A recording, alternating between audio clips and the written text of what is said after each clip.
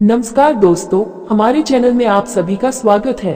दोस्तों, आज हम रामायण कथा से संबंधित राम भरत मिलाप, भरत का अयोध्या लौटना के बारे में सुनेंगे। तो आइए दोस्तों सुनते हैं। अनेक प्राकृतिक शोभा वाले दर्शनीय स्थल चित्रकूट पर्वत पर स्थित थे, अतः चित्रकूट में निवास करते हुए राम उन दर्शनीय स्थलों का सीता को घूम घूम कर उनका दर्शन कराने लगे।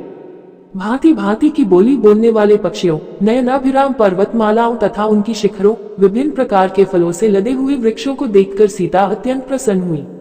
ऐसे ही जब एक दिन राम प्राकृतिक छटा का आनंद ले रहे थे तो सहसा उन्हें चतुरंगिनी सेना का कोलाहल सुनाई पड़ा और वन्य पशु इधर उधर भागते हुए दृष्टिगत हुए। इस पर राम लक्ष्मण से बोले, हे सुमित्रा नंदन, ऐसा प्रतीत होता है कि इस वन प्रदेश में वन्य पशुओं के आखेट हेतु किसी राजा या राजकुमार का आगमन हुआ है। हे वीर, तुम जाकर इसका पता लगो। लक्ष्मण तत्काल एक ऊंचे साल वृक्ष पर चढ़ गए और इधर उधर दृष्टि दौड़ाने लगे। उन्होंने देखा, उत्तर दिशा से एक विशाल सेना हाथी, घोड़ों और अस्त्र शस्त्रों से सुसज्जित सैनिकों के साथ चली आ रही है, जिसके आगे आगे अयोध्या की पताका लहरा रही थी। तत्काल ही लक्ष्मण समझ गए कि वह अयोध्या की सेना है।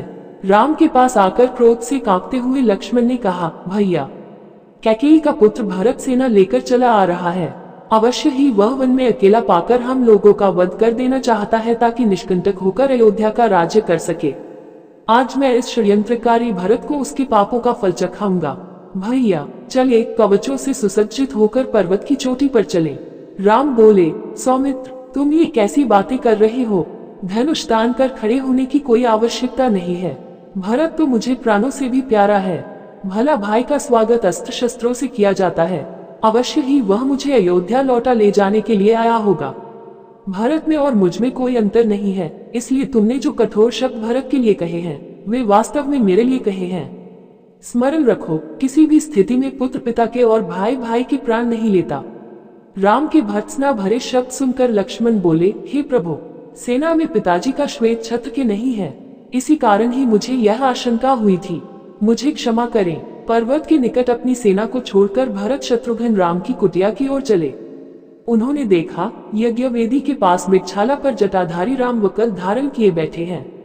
वे दौड़कर रोते हुए राम के पास पहुंचे। उनके मुख से केवल हे आर्य शब्द निकल सका और वे राम के चरणों में गिर पड़े। शत्रुघ्न की भी यही दशा थी। राम ने दोनों भाइयों को पृथ्वी से उठाकर हृदय से लगा लिया और पूछा, भैया, पिताजी तथा माताएं कुशल से है न? कुलगुरु वशिष्ठ कैसे हैं? तुमने तपस्वियों जैसा वकल क्यों धारण कर रखा है? रामचंद्र के वचन सुनकर अश्रुपूरित भरत बोले, भैया, हमारे परम तेजस्वी धर्मप्रायण पिता स्वर्ग सिधार गए। मेरी दुष्टा माता ने जो पाप किया है उसके कारण मुझ पर भारी कलंक लगा है और मैं किसी को अपना मुख नहीं दिखा सकता। अब मैं आपकी शरण में आया हूँ। आप अयोध्या का राज्य संभाल कर मेरा उद्धार कीजिए। संपूर्ण मंत्रिमंडल, तीनों माताएं, गुरु वशिष्ठ आदि सब यही प्रार्थना लेकर आपके पास आए हैं। मैं आपका छोटा भाई हूँ, पुत्र के समान हूँ। माता के द्वारा मुझ पर लगाए गए कलंक को धोकर मेरी रक्षा करें। इतना कहकर भरत रोते हुए फिर राम के चरणों पर गिर गए और बार बार अयोध्या। राम ने भरत को हृदय से लगा लिया और कहा, भैया भरत, तुम तो अत्यंत नीतिवान हो। क्या तुम समझते हो कि मुझे राज्य के निमित्त पिता के वचनों को भंग कर देना चाहिए? क्या धर्म से पतित होना उचित है? जो कुछ भी हुआ उसमें तुम्हारा कोई भी दोष नहीं है। तुम्हें दुखी और लज्जित होने की किंचित मात्र भी आवश्यकता नहीं है। माता कैकेयी की निंदा करना भी उचित नहीं है, क्योंकि उन्होंने पिताजी की अनुमति से ही वर मांगे थे। मेरे लिए माता कैकेयी और माता कौशल्या दोनों ही समान रूप से सम्माननीय हैं। तुम्हें ज्ञात है कि मैं पिताजी की आज्ञा का उल्लंघन कदापि नहीं कर सकता। पिताजी ने स्वयं ही तुम्हें राज्य प्रदान किया है, अतः उसे ग्रहण करना तुम्हारा कर्तव्य है। पिताजी के परलोक सिधार जाने का मुझे अत्यंत दुख है। मुझ अभागी को उन्होंने अपनी सेवा, अंतिम दर्शन और दाह संस्कार के अवसर से वंचित कर दिया। कहते कहते राम के नेत्रों से अश्रुधारा बह चली। फिर उन्होंने सीता से जाकर कहा, प्रिय, पूज्य पिताजी स्वर्गलोक सिधार गए। तत्पश्चात लक्ष्मण को संबोधित करते हुए बोले, भैया, अभी अभी मुझे ये समाचार भरत से प्राप्त हुआ है कि हम पितृविहीन हो गए हैं। इस सूचना को सुनते ही सीता और लक्ष्मण बिलक बिलक कर रो पड़े। इसके पश्चात राम ने प्रयासपूर्वक धैर्य धारण किया और सीता तथा लक्ष्मण के साथ मंदाकिनी के तट पर जाकर पिता को जलांजलि दी। वकल चीर धारण किया, हंदूदी के गूदे का पिंड बनाया और उस पिंड को कुशा पर रखकर उनका तर्पण किया। पिंडदान तथा स्नानादि से निवृत्त होने के पश्चात वे अपनी कुटिया में लौटे और भाइयों को भुजाओं में भर कर रोने लगे। उनके आर्तनाद को सुनकर गुरु वशिष्ठ तथा सभी रानियां वहां आ पहुंची। विलाप करने में वे रानियां भी सम्मिलित हो गईं।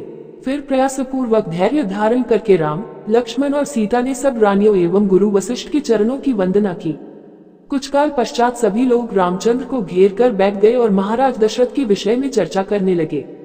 इस प्रकार वह रात्रि व्यतीत हो गई। प्रातःकाल संध्या उपासना आदि से निवृत्त होकर राजगुरु तथा मंत्रीगण को साथ लेकर भरत राम के पास आए और बोले, हे रघुकुल शिरोमणि, प्रतिज्ञाबद्ध होने के कारण पिताजी ने अयोध्या का राज्य मुझे प्रदान किया था। उस राज्य को अब मैं आपको समर्पित करता हूँ। कृपा करके आप इसे स्वीकार करें। राम ने कहा, भरत, मैं जानता हूँ कि पिता की मृत्यु और मेरे वनवास से तुम अत्यंत दुखी हो, किंतु विधि के विधान को भला कौन टाल सकता है। किसी को भी इसके लिए दोष देने की आवश्यकता भी नहीं है। संयोग के साथ वियोग का और जन्म के साथ मृत्यु का संबंध तो सदा से ही चला आया है। हमारे पिता सहस्त्रों यज्ञ, दान तप आदि करने के पश्चात ही स्वर्ग सिधारे हैं, इसलिए उनके लिए शोक करना व्यर्थ है। तुम्हें पिताजी की आज्ञा मानकर अयोध्या का राज्य करना चाहिए और मुझे भी उनकी आज्ञा का पालन करते हुए वन में निवास करना चाहिए। ऐसा न करने से मुझे और तुम्हें दोनों को ही नरक की यातना भुगतनी पड़ेगी। राम के ये तर्कपूर्ण वचन अकाट्य थे। इन वचनों को सुनकर भरत ने हाथ जोड़कर कहा, हे आर्य, इस दुर्घटना के समय मैं अपने नाना के घर में था। मेरी माता की मूर्खता के कारण ही यह सारा अनिष्ट हुआ। मैं भी धर्माधर्म का कुछ ज्ञान रखता हूँ, इसलिए मैं आपके अधिकार का अपहरण कदापि नहीं कर सकता। आप क्षत्रिय हैं और क्षत्रिय का धर्म जटा धारण करके तपस्वी बनना नहीं अपितु प्रजा का पालन करना है। आपसे आयु, ज्ञान, विद्या आदि सभी में छोटा होते हुए भी मैं सिंहासन पर कैसे बैठ सकता हूँ।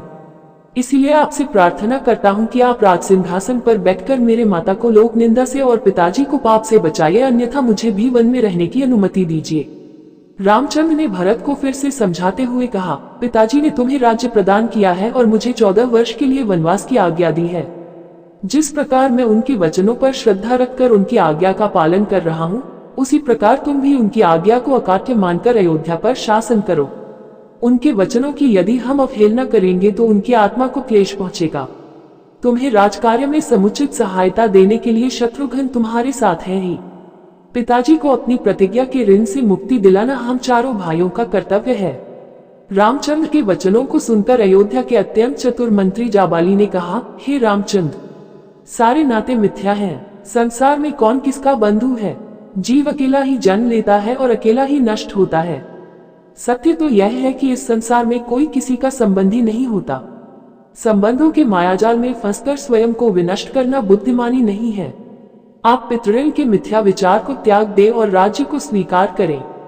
स्वर्ग, नरक, परलोक, कर्मों का फल आदि सब काल्पनिक बातें हैं। जो प्रत्यक्ष है वही सत्य है। परलोक की मिथ्या कल्पना से स्वयं को कष्ट देना आपके लिए उचित नहीं है। जाबाली के इस प्रकार कहने पर राम बोले, मंत्रवर, आपके ये नास्तिक विचार मेरे हित के लिए उचित नहीं है, वरन ये मेरे लिए हितकारी है। मैं सदाचार और सच्चरित्रता को अत्यधिक महत्व देता हूँ। यदि राजा ही सत्य के मार्ग से विचलित होगा तो प्रजा भी उसका ही अनुसरण करेगी और कुपथगामी हो जाएगी। मैं आपके इस अनुचित मंत्रणा को स्वीकार करने में असमर्थ हूँ। मुझे तो आश्चर्य के साथ ही साथ दुख इस बात का है कि परमास्तिक तथा धर्मप्रायण पिताजी ने आप जैसे नास्तिक व्यक्ति को मंत्री पद कैसे प्रदान किया। राम के इन रोषपूर्ण वचनों को सुनकर जाबाली ने कहा, राघव, मैं नास्तिक नहीं हूँ। भरत के बारंबार किए गए आग्रह को आपके द्वारा अस्वीकार करने के कारण ही मैंने ये बातें कही थी। मेरा उद्देश्य केवल आपको लौटा ले जाना ही था। आपको लौटा ले जाने के लिए मेरी मंद बुद्धि में इन बातों के अतिरिक्त और कोई उपाय ही नहीं सूझा। किसी भी प्रकार से राम ने भरत की प्रार्थना को स्वीकार नहीं किया। विवश होकर भरत ने हाथ जोड़कर कहा, हे तात, मैंने अटल प्रतिज्ञा की है कि मैं आपके राज्य को ग्रहण नहीं करूंगा। यदि आप पिताजी की आज्ञा का पालन ही करना चाहते हैं तो अपने स्थान पर मुझे वन में रहने की अनुमति दीजिए। आपके बदले मेरे वन में रहने से भी पिता को माता के ऋण से मुक्ति मिल जाएगी। इन स्नेहपूर्ण वचनों को सुनकर राम मंत्रियों और पुरवासियों की ओर देखकर बोले, जो कुछ भी हो चुका है उसे न तो मैं बदल सकता हूँ और न ही भरत। वनवास की आज्ञा मुझे हुई है, न कि भरत को। मैं माता कैकेयी के कथन और पिताजी के कर्म दोनों को ही उचित समझता हूँ। मातृभक्त, पितृभक्त और गुरु भक्त होने के साथ ही साथ भरत सर्वगुण संपन्न भी है। अतः उनका ही राज्य करना उचित है। जब राम किसी भी प्रकार से अयोध्या लौटने के लिए राजी नहीं हुए तो भरत ने रोते हुए कहा, भैया, मैं जानता हूँ कि आपकी प्रतिज्ञा अटल है, किंतु ये भी सत्य है कि अयोध्या का राज्य भी आप ही का है। अतः आप अपनी चरण पादुकाएं मुझे प्रदान करें। मैं इन्हें अयोध्या के राज सिंहासन पर प्रतिष्ठित करूंगा और स्वयं वकल धारण करके ब्रह्मचर्य व्रत का पालन करते हुए नगर के बाहर रहकर आपके सेवक के रूप में राजकाज चलाऊंगा। 14 वर्ष पूर्ण होते ही यदि आप अयोध्या नहीं पहुंचे तो मैं स्वयं को अग्नि में भस्म कर दूंगा। यही मेरी प्रतिज्ञा है। रामचंद्र जी ने भरत को हृदय से लगाकर उन्हें अपनी पादुकाएं दे दी।